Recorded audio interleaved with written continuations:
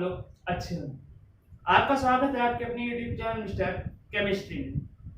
अच्छा फ्रेंड्स, आप लोग जब इलेक्ट्रॉनिक कॉन्फ़िगरेशन करते होगे, जनरल सी बात है, किसी भी आप एक्स वाई जेड किसी भी चीज का अगर आप कर रहे हो, मान लीजिए आप एक्स है, कोई एटम एलिमेंट है, गैस है, जो भी है, कोई एलिमेंट है आपका, इसका इलेक्ट्रॉनिक कॉन्फ़िगरेशन आप करते हो तो लिखते हो 1s2 जो है 2s2, ऐसे जितना इसका एटॉमिक नंबर होता है उसी हिसाब से आप इसका इलेक्ट्रॉनिक कॉन्फ़िगरेशन भी करते हो। इसके साथ साथ कभी कभी आपने देखा होगा कि आप इसके जो वैलेंस इलेक्ट्रॉन्स होते हैं लास्ट सेल में, उसे आप इस तरीके के बॉक्स में बना के इसमें बनाते हो। अगर लास्ट सेल में आपके 4 इलेक्ट्रॉन है तो आप कुछ इस तरीके से बनाते हो, 5 है तो इस तरीके से आप करते हो। तो इस तरीके से आप इलेक्ट्रॉनों को दर्शाते हो। लेकिन जाहिर सी बात है, लगभग लगभग 40% लोगों को ये नहीं पता होगा। 60 की मैं बात नहीं कर रहा हूँ, जिन्हें पता उनकी बात मैं नहीं कर रहा हूँ, मैं बात कर रहा हूँ 40% की, कि जिन्हें ये नहीं पता रहता है कि हमारा इस ऑर्बिटल में जाता है तो वहां पे एक बॉक्स क्यों बनता है, पी उसके बाद होता है तो वहां पे 3 बॉक्सेज ऐसे ऐसे क्यों बनते हैं, डी होता है तो वहां पे यहाँ पे ऐसे 5 बॉक्सेस क्यों बनते हैं। ये बहुत लोगों को कंफ्यूजन रहता है, मुझे भी कई साल तक ये कंफ्यूजन था। लेकिन इस कंफ्यूजन को दूर करने के लिए एक ऐसा रूल है जिसे हम पढ़ चुके हैं, लेकिन कभी वो हमारे ध्यान में नहीं आया, क्योंकि हो सकता है कि अभी तक उसका आप एक डिस्क्रिप्शन जो होगा अच्छे से उसे आप डिस्क्राइब करके नहीं पढ़े होगे, या आपके सामने उसे अच्छे से व्यक्त नहीं कर पाया होगा, जो भी होगा। तो वो एक लॉ है, प्रिंसिपल है, ठीक है। तो उसी के बारे में आज की वीडियो में हम अपना क्लियर करेंगे। तो चलिए अपने वीडियो को हम स्टार्ट करते हैं। तो फ्रेंड्स, आज का जो हमारा पॉइंट है वो है पाउली एक्सक्लूजन प्रिंसिपल, या थ्योरी कह लो या फिर हाइपोथेसिस कह लो या फिर लॉ कह लो, सब एक ही बात है। तो पाउली एक्सक्लूजन प्रिंसिपल में हमने इस चीज को पढ़ा है, वही आज हम फिर एक तरीके से रिवाइज कर लेंगे। और अगर आपको नहीं पता है तो इसमें हम आपको ये भी डिस्क्राइब हो जाएगा, अच्छे से एनालिटिक हो जाएगा, कि वहां पे हम एस ऑर्बिटल के लिए एक बॉक्स बनाते हैं, पी के लिए हम पी ऑर्बिटल के सब ऑर्बिटल्स में हम क्या बनाते हैं, कितने बॉक्सेस बनाते हैं, क्यों बनाते हैं, ये भी आज क्लियर हो जाएगा। शुरू करते हैं कि पाउली एक्सक्लूजन लॉ, ये बात है हमारा 1925 की। यहाँ पे एक साइंटिस्ट आए जिनका नाम था पाउली। 1925 में एक साइंटिस्ट आए जिनका नाम था पाउली। उन्होंने एक ऐसा अनोखा यूनिक प्रिंसिपल दिया जो हमें अच्छे से डिस्क्राइब करता है कि कोई जो हमारा एक एटम है, कोई एटम है और उस एटम के किसी एक स्पेशल ऑर्बिटल में, एटम में जाहिर सी बात है उसके ऑर्बिटल्स होंगे, तो उसके किसी एक स्पेशल ऑर्बिटल में हमारे ऑर्बिटल्स के जो सब ऑर्बिटल्स होते हैं उसमें जो फील्ड होने वाले इलेक्ट्रॉनों की क्वांटिटी है, इसे कंट्रोल करने के लिए इन्होंने एक लॉ बनाया, प्रिंसिपल बनाया। फिर एक बार बोलता हूं कि इन्होंने 1925 में एक साइंटिस्ट आए पाउली नाम के, जिन्होंने एक प्रिंसिपल बनाया जो क्या करता था, जिसका काम था किसी एक एटम के स्पेशल ऑर्बिटल के सब ऑर्बिटल में फील्ड होने वाले इलेक्ट्रॉनों की जो क्वांटिटी होती, नंबर्स होते हैं, संख्या होती है, उन्हें कंट्रोल करना। उन्हें ये लॉ जो था उसके हिसाब से वो कंट्रोल करता था इलेक्ट्रॉनों की क्वांटिटी को। तो इनका लॉ क्या था, इनकी प्रिंसिपल की बात करते हैं कि इन्होंने कहा कि अपने लॉ में, अपने हाइपोथेसिस में, अपने प्रिंसिपल में क्या कहा इन्होंने। पाउली ने कहा कि हमारा जो कोई एटम है उसके जो ऑर्बिटल्स, उसके ऑर्बिटल्स के सब ऑर्बिटल्स में फील्ड होने वाले जो इलेक्ट्रॉन्स हैं उनके चारों क्वांटम नंबर्स की सेट जो होता है वो कभी भी इक्वल नहीं हो सकता। पाउली ने ये बताया अपने लॉ में कि हमारा एटम है अगर कोई, तो उसके जो ऑर्बिटल्स हैं उसके सब ऑर्बिटल में फील्ड होने वाले इलेक्ट्रॉन्स जो हैं उनके कभी भी जो चारों क्वांटम नंबर का सेट होता है वो कभी भी इक्वल, एक जैसे नहीं हो सकते हैं। ठीक है, मींस क्या, अब इसे हम थोड़ा खोलते हैं इसको लॉ को। तो 2 लाइन में हो गया अपना डेफिनेशन इनकी थ्योरी की, इन्होंने क्या कहा। अब इसे थोड़ा डिस्क्राइब करते हैं, खोलते हैं, इसे निचोड़ते हैं बढ़िया से। तो ये मतलब आ रहा है निकल के इसका कि हमारा अगर कोई एक एटम दे दिया, ठीक है, अब एटम तो हमारा दिया, उसका मान लीजिए आपको जो उसके ऑर्बिटल्स हैं, मान लीजिए हमारा जो एटम दिया है, एलिमेंट है, उसका इलेक्ट्रॉनिक कॉन्फ़िगरेशन करने पर आपका जो लास्ट इलेक्ट्रॉन है वो किसी ऑर्बिटल में आ रहा है, तो उस ऑर्बिटल के जितने सब ऑर्बिटल्स होंगे उसमें आप उसे फिल करते हो। तो वहां पे अगर जैसे आप एग्जांपल ले लो, जो क्वांटम नंबर आपका है के एल एम, या फिर ले लो N L M and S, ये स्मॉल्स होते हैं। तो ये हमारे क्वांटम नंबर का सेट होता है 1 2 3 और 4। तो हमारा बात ये आया उनके थ्योरी के हिसाब से कि इलेक्ट्रॉनों का जो ये हमारा एल होगा ये सिमिलर हो सकता है हमारे किसके एल के। मीन दैट कि हमारा एन जो होगा वो सिमिलर इसका क्वांटम नंबर है, ये हमारे एन एक क्वांटम नंबर है, एल है, एम है, एस है, ये सेट है चारों का। तो कहने का मतलब है कि एन जो हमारा होगा वो एल के सिमिलर हो सकता है, एल जो हमारा होगा वो एम के सिमिलर भी हो सकता है, लेकिन ये तीनों जो होंगे वो होगा कि हमारा एस के सिमिलर नहीं होंगे। मीन्स दैट कि अगर n का मान 1 आ रहा है तो हो सकता है l का 1 आ सकता है, n का 1 आ सकता है, लेकिन s का मान 1 नहीं आएगा। वहां 0 आ सकता है, 2 आ सकता है, या फिर और कुछ आ सकता है। ठीक है, या फिर अगर हमारा n हुआ, यहाँ n हुआ, l हुआ, s, अगर ये तीनों इक्वल है तो m का जो मान होगा वो कुछ हमारा डिफरेंट होगा।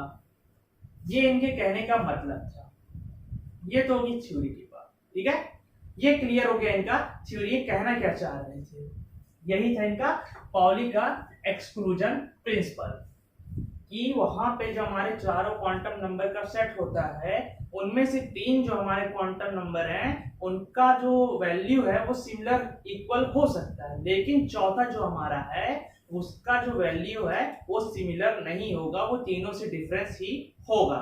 यही इनके कहने का मतलब।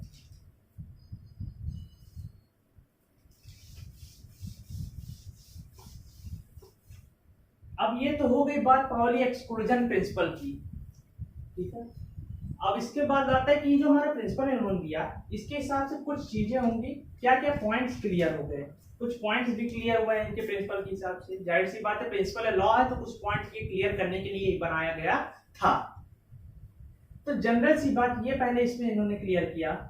पहला नंबर इन्होंने ये बताया कि हमारा जो किसी ऑर्बिटल में फील्ड होने वाली इलेक्ट्रॉनों की जो संख्या होगी वो होगी हमारी 2n स्क्वायर, और 2n स्क्वायर में n जो हमारा होता है वो होता है प्रिंसिपल क्वांटम नंबर।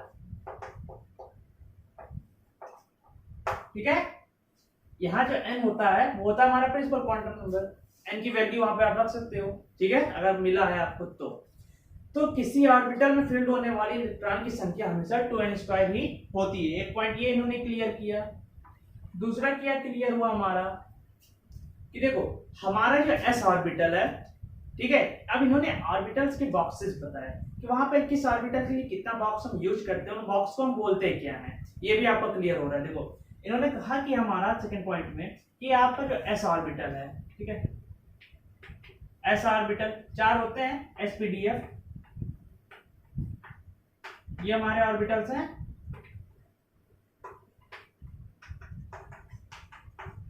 ऑर्बिटल्स, तो इन्होंने बताया कि हमारा जो s ऑर्बिटल है उसके सब ऑर्बिटल में, मींस कि हमारा ये जो बॉक्स होता है इसे हम सब ऑर्बिटल बोलते हैं, उपकक्ष बोलते हैं। बताया कि जो हमारा s ऑर्बिटल है उसके सब ऑर्बिटल्स में 2 ही इलेक्ट्रॉन हो सकते हैं और होंगे।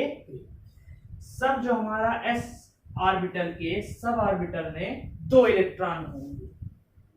2 इलेक्ट्रॉन का मतलब यह है कि हमारा जो बॉक्स होगा ये एक ही होगा, ये हमारे इसमें एक ही सब ऑर्बिटल होता है। s ऑर्बिटल में एक सब ऑर्बिटल होंगे, और एक सब ऑर्बिटल में आगे भी हम लोग पढ़ेंगे कि हमारा इलेक्ट्रॉन पेयरिंग में रहता है, इसीलिए कि ये हमारा जो 2 इलेक्ट्रॉन होते हैं इसमें, इसका मतलब कि वहां पे एक ही बॉक्स अवेलेबल होता है, एक ही सब ऑर्बिटल अवेलेबल होता है। देखो p ऑर्बिटल की बात आती है, तो p ऑर्बिटल में क्या इन्होंने बताया कि p ऑर्बिटल्स में कितने 3 सब ऑर्बिटल होते हैं।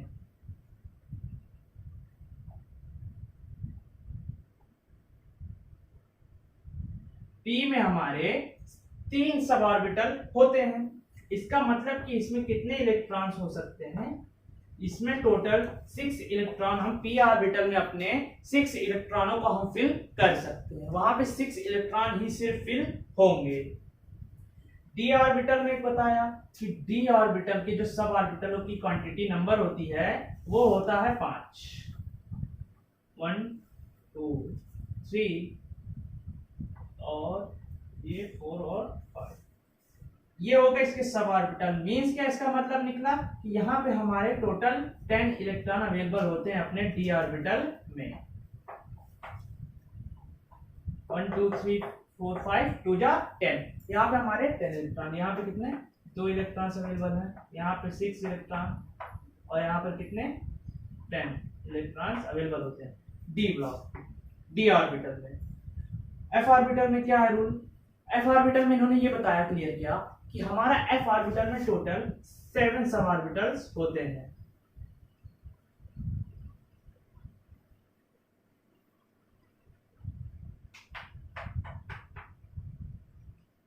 और थोड़े पास बनाते हैं, जगह है तो नहीं मिलेगा। 7 होते हैं, 1 2 3 4 5 6 7। ये इस तरीके से 7 हमारे सब ऑर्बिटल्स में होते हैं। मतलब क्या कि इसमें टोटल हमारे 14 इलेक्ट्रॉन्स अवेलेबल होते हैं, इसमें एफ ऑर्बिटल में। यहाँ कितने हमारे होते हैं? इसमें 14 इलेक्ट्रॉन्स होते हैं। तभी आप जब देखो इलेक्ट्रॉनिक कॉन्फ़िगरेशन करते हो तो 1s2 एस ऑर्बिटल में आप 2 ही इलेक्ट्रॉन रखते हो।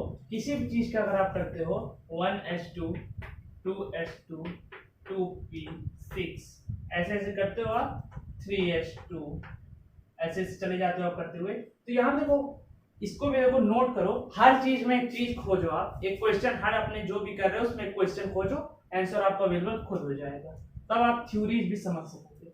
यहाँ पे आपने कभी सोचा कि 2 ही इलेक्ट्रॉन क्यों अवेलेबल होते हैं? एस ऑर्बिटल में 2 ही इलेक्ट्रॉन है, पी में 3 होते हैं, फिर एस में 2 ही होते हैं, डी में जाते हो तो ज्यादा से ज्यादा 10 रखते हो, एफ में 14 रखते हो।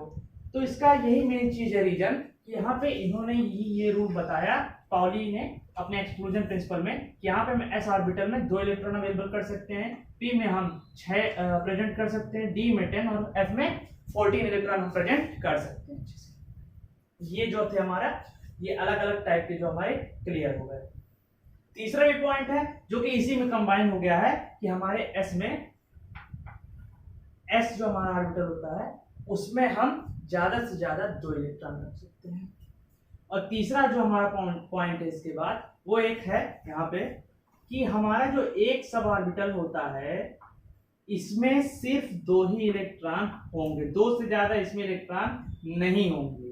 अगर हमारा देखो F है, इसमें हमारे 7 सब ऑर्बिटल है, लेकिन एक जो इसका सब ऑर्बिटल है उसमें सिर्फ 2 इलेक्ट्रॉन, इससे ज्यादा नहीं रह सकते।